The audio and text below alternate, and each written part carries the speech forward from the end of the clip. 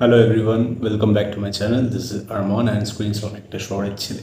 তো এই ভিডিওটাতে আমি আমার চ্যানেলে ফার্স্ট টাইম হয়তো কোনো কন্ট্রোভার্সি বা কন্ট্রোভার্সিয়াল টপিক নিয়ে কথা বলবো, মানে জেনারেলি কন্ট্রোভার্সি আর কি। তো যদি আমার চ্যানেলে ফার্স্ট টাইম এসে থাকো, আগেই দরকার নেই, পুরো ভিডিওটা দেখে নাও। তারপরে যদি ভালো লাগে, you think that you can rely on, then do subscribe the channel. তো দ্য টপিক ইজ রঘু ডাকাত।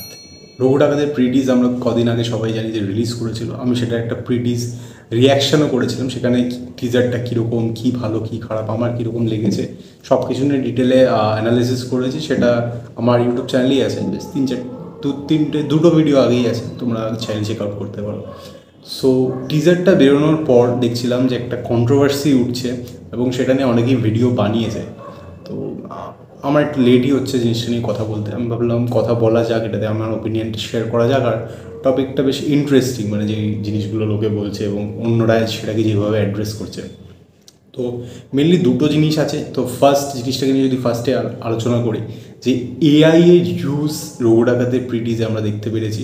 তো সেইটা কি ঠিক না ভুল, সেই জিনিসটা কি ভালো হয়েছে না খারাপ হয়েছে, এরকম আর কি সব মানে নানা লোক নানা মত আর কি সেরকম হচ্ছে।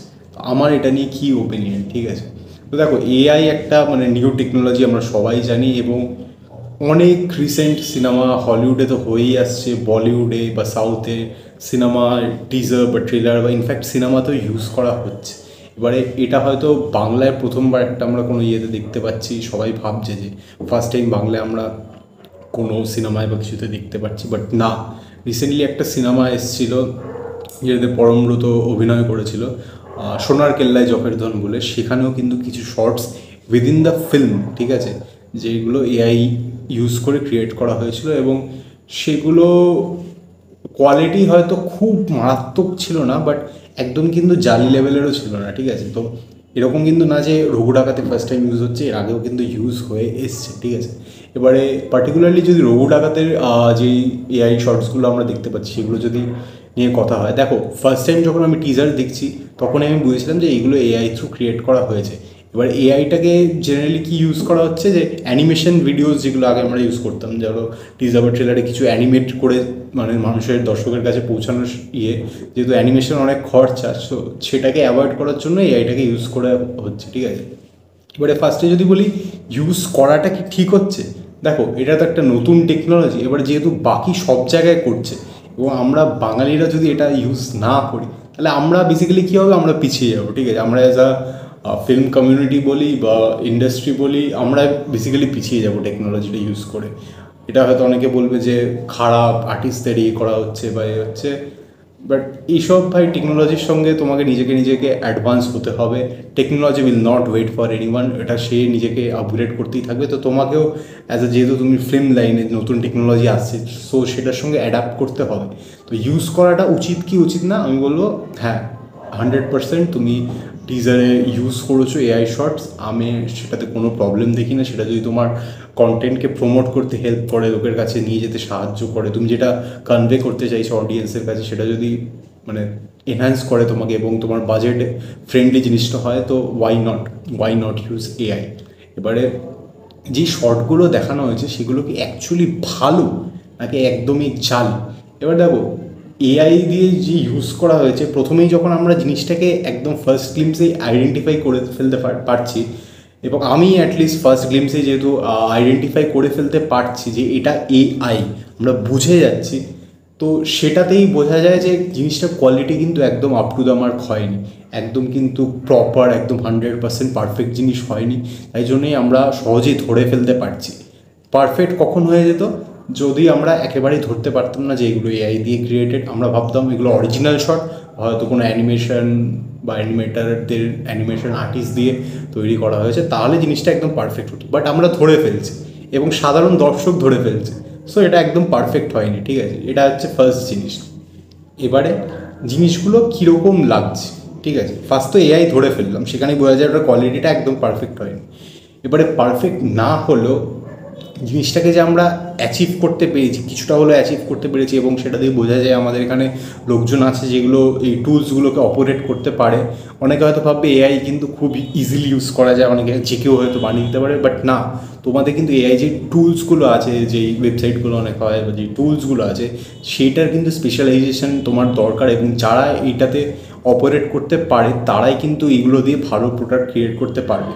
আমার বা তোমার মতো যে কোনো কিন্তু কেউ মানে ক্রিয়েট করতে পারবে না।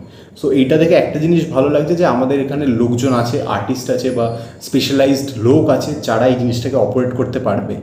আজকে এইটাতে হয়তো আমাদের 100% জিনিসটা পারফেক্ট লাগছে না, আমি রঘু ডাকাতের ক্ষেত্রেই পার্টিকুলারলি বলছি যে হয়তো পারফেক্ট লাগছে না, বাট এরপরে যখন জিনিসটা ইউজ হতে হতে যাবে, আরও একটা সিনেমা, দুটো সিনেমা, 1 বছর, 1.5 বছর, 2 বছর পর, তারপরে কিন্তু পারফেক্ট না হলেও জিনিসটা কিন্তু আরও বেটার কোয়ালিটি আমাদের প্রোভাইড করতে পারবে যারা এগুলো ইউজ করছে।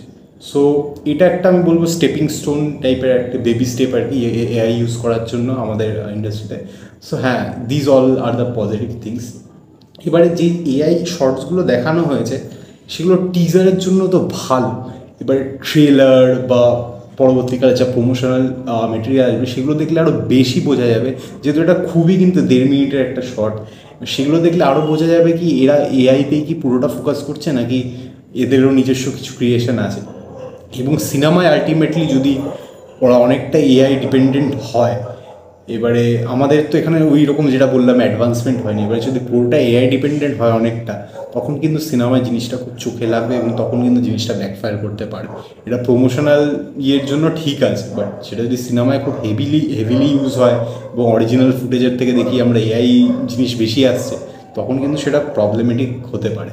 এবং এই পুরো টিজারটাই কিন্তু পুরোটাই এআই শর্টস নেই, এর মধ্যে আমি একটু টিজার নিয়েও একটু ডিটেলে আলোচনা করেই নিচ্ছি যে আমরা কিন্তু কিছু কিছু রিয়েল শর্টসও দেখতে পাচ্ছি। যেমন ধরো একটা ওই ক্ষেতের শট আছে না, যে পুরো ফিল্ডে আগুন জ্বলছে, ওটা এআই শট না, বাট ওটা ডিজিটালি হয়তো ক্রিয়েট করা হয়েছে বা কিছুটা হয়তো শ্যুট করে বাকিটা ডিজিটালি এনহ্যান্স করে দেওয়া হয়েছে ওই শটটা। বা একটা ঘোড়ার সিন দেখতে পাচ্ছি, ওই ঘোড়াটা আমি প্রথমে ভাবছিলাম হয়তো রিয়েল, তারপরে আমি ভালোভাবে অনেকভাবে দেখলাম ওটা না, ওটা হয়তো কোনো সিজিআই দিয়ে ক্রিয়েট করা হয়েছে, বাট ওটা কিন্তু বেশ ভালো লাগছে, ঘোড়ার শটটা কিন্তু অ্যাকচুয়ালি প্রমিসিং। এবং তারপরে তো আমরা real footage from the movie দেখতেই পাচ্ছি, যেখানে দেব ওই স্যুটটা পরে দাঁড়িয়ে আছে, বা ওই কালী ঠাকুরের শটটা ওটা কিন্তু রিয়েল ক্রিয়েটেড আর কি, ঠিক আছে, ওটা কোনো এআই বা ডিজিটালি ক্রিয়েটেড না।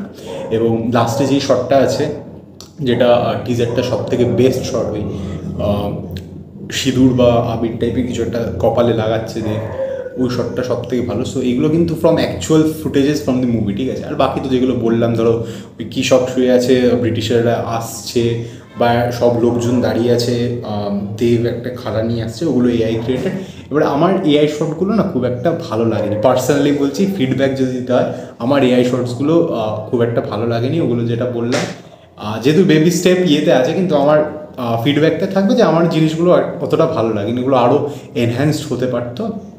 এটা হচ্ছে পুরো এআই নিয়ে আমার ওভারঅল ফিডব্যাকটা হচ্ছে যে হ্যাঁ, ডেফিনেটলি ইউজ করা উচিত, যেহেতু টেকনোলজির সঙ্গে আমাদের অ্যাডভান্স হতে হবে, ইউজ করা উচিত, বাট পুরোপুরি এআইয়ের সঙ্গে ডিপেন্ডেন্ট হলে হবে না।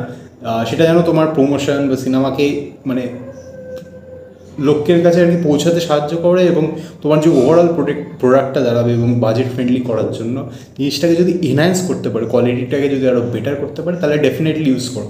আমি রিসেন্টলি মা সিনেমাটা দেখলাম, ওখানেই এআই ইউজ করা হয়েছে, যেটা বলিউডের মতো সিনেমায়, সেখানে জিনিসটা চোখে লাগছিল। বাট তারপরে হাউসফুল 5-এ ইউজ করা হয়েছে, মিরাই বলে একটা সিনেমার টিজারে ইউজ করা হয়েছে, যদি ওটা ভালো বেশ। তো এরকম অনেক জায়গাতে কিন্তু ইউজ করা হচ্ছে, আমি ইউজের কোনো প্রবলেম দেখি না, বাট ইউ হ্যাভ টু মানে specialise the thing more, and তাই তোমার ওভারঅল জিনিসটাকে ভালো কোয়ালিটিতেই হয়। এবং রোড আগাতে তারপরে টিজার আসুক ভাই, তারপরে তো কথা হবেই ভাই। এখন একটা এআই ছোট্ট জিনিস নিয়ে এত নেগেটিভিটি করা উচিত না। অনেকে বলছে যে একদম বাজে হয়ে গেছে, ঠিক আছে, না ভাই, give the thing time, trailer আসবে, টিজার আসবে, তখন আরও আমরা ডিটেলে কথা বলতে পারবো। বাট আমার সব থেকে একটা জিনিস ভাল লাগলো, এই জিনিসটা কথাটা উঠে, এআই নিয়ে কথাটা উঠেছে, অডিয়েন্স কিন্তু অ্যাকচুয়ালি সিনেমা নিয়ে স্মার্ট হচ্ছে, এবং বাংলাতেও অডিয়েন্স অ্যাকচুয়ালি স্মার্ট হয়েছে, এবং এআই এর মতো জিনিসকে মানে অ্যাড্রেস করা হচ্ছে। সবাই অন্ধভাবে জিনিসটাকে দেখছে না যে দেব যেহেতু একটা সুপারস্টার, তাকে সেইভাবে দেখছে না যে এর সিনেমা মানে যা করবে সবই ভালো, বা যা করবে যারা হেটার্স আছে সব খারাপ। একটা এআই এর মতো জিনিসকে নিয়ে যে এত আলোচনা হচ্ছে, এটাই আমার খুব ভালো লেগেছে, ঠিক আছে। এবারে নেক্সট যে জিনিসটার কথা বলবো, এটা নিয়ে খুব ছোটো, আমার বেশি কিছু বলার নেই, যে মেগা স্টার দেব যে জিনিসটা লেখা হয়েছে সেটা কি ঠিক না ভুল, এবারে দেখো মেগাস্টার কাকে বলা হয়, সুপারস্টার, তারপরে হচ্ছে মেগাস্টার। মেগাস্টার হচ্ছে মানে বিগ বিগ গেম, ঠিক আছে। এবারে দেবের জন্য কি মেগাস্টার টাইটেলটা ডিজার্ভিং? দেখো আমি দুটো জিনিস বলছি। একটা হচ্ছে মেগাস্টার মানে এমন একজন লোক যে সিনেমায় থাকলেই বা তার নাম থাকলেই সে প্রোডাক্টটা যাই হোক, ঠিক আছে, যাই হোক লোকে দেখতে চলে যাবে, ঠিক আছে। বাট এই জিনিসটা আজ থেকে 15-20 বছর আগে অবধি জিনিসটা হতো যে লোকে যা করবে, চাই থাকবে, লোকে সিনেমায় তার নামে চলে যাবে। বাট আজকে 2025-এ দাঁড়িয়ে কিন্তু এটা হয় না। ইভেন দেবেরও যদি তুমি ওই সিনেমাটা লাস্টে টেক্কা আসলো, বা ধরো ব্যোমকেশ আসলো, তারপরে কাছের মানুষ আসলো, এই সিনেমাগুলো কিন্তু খুব মারাত্মক চলেনি, ঠিক আছে। দেব নামটা থাকা সত্ত্বেও কিন্তু খুব মারাত্মক চলেনি। তো তাকে আমরা বলতে পারবো না যে শুধু দেব থাকলেই যে সিনেমা চলে যাবে, তার কিন্তু কোনো মানে নেই, ঠিক আছে। বাট আরেকটা সাইড যদি বলি যে আমাদের টলিউড ইন্ডাস্ট্রিতে, আমাদের বাংলা ফিল্ম ইন্ডাস্ট্রিতে নাম্বার 1 পজিশন যদি এখন কারেন্ট টাইমে কেউ হোল্ড করে, সেটা হচ্ছে দেব। সেটা তার সিনেমার কোয়ালিটি যাই হোক, আমার অনেক তার রিসেন্ট সিনেমা ভালো লাগেনি, সেগুলো আমি বলেছি, আমার কোনো বলতে দ্বিধা নেই। বাট এটা ঠিক তার যে বক্স অফিস পুলটা আছে এবং সে যে স্কেলটা প্রত্যেকটা সিনেমায় অ্যাচিভ করার চেষ্টা করছে, ডিফারেন্ট জিনিস চেষ্টা করছে, এবং লোকে দেবের সিনেমা মানে একটা ভরসা পায়। এবং তার বক্স অফিস রেকর্ডস, তার মানে কম্পিটিটার্স যারা আছে বা আশেপাশে যারা আছে, তাদের সবার থেকে বেটার। মানে বাংলা সিনেমা ইন্ডাস্ট্রিতে আর কি বক্স অফিস রেকর্ড দিয়ে যদি জাজ করা যায় কাউকে, তাহলে he is standing in the number 1, মানে হিরো ইন টার্মস অফ, এবং প্রডিউসারের হিসেবে। সো ইয়া, আই থিঙ্ক যদি মেগাস্টার টাইটেলটা দিয়ে থাকে সেটাতে খুব একটা ভুল কিছু নেই।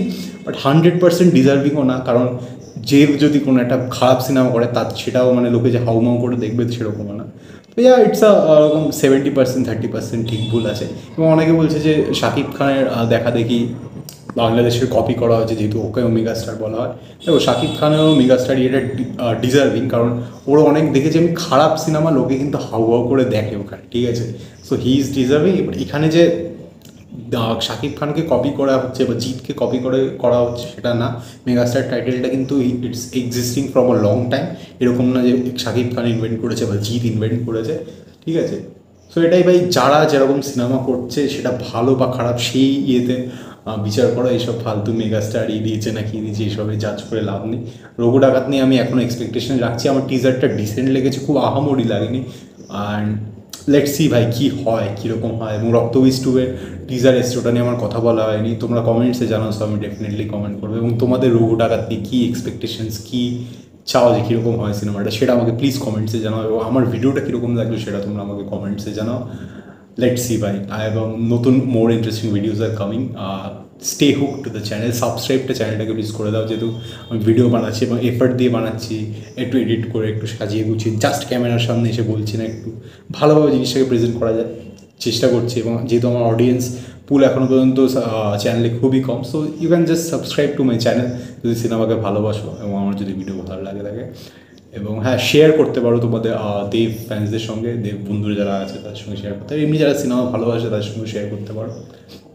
এটাই ছিল আমার ওভারঅল ভিডিওটা। You can definitely follow me on my Instagram, ওখানেও ছোটো ছোটো সিনেমা রিলেটেড কন্টেন্ট আছে। অ্যান্ড ইয়া ভাই, I am excited for Raghu Dakat. বেশি ফালতু নেগেটিভিটি করো না। যদি জেনারেলি কিছু খারাপ লাগে, যেমন এআইয়ের ব্যাপারটা ছিল, address it. You are the audience, you are the power. চলো ভাই, স্ক্রিনস অফ একটা শর্ট ছিল। খুব শীঘ্রই অন্য কোনো ভিডিওতে দেখা হচ্ছে।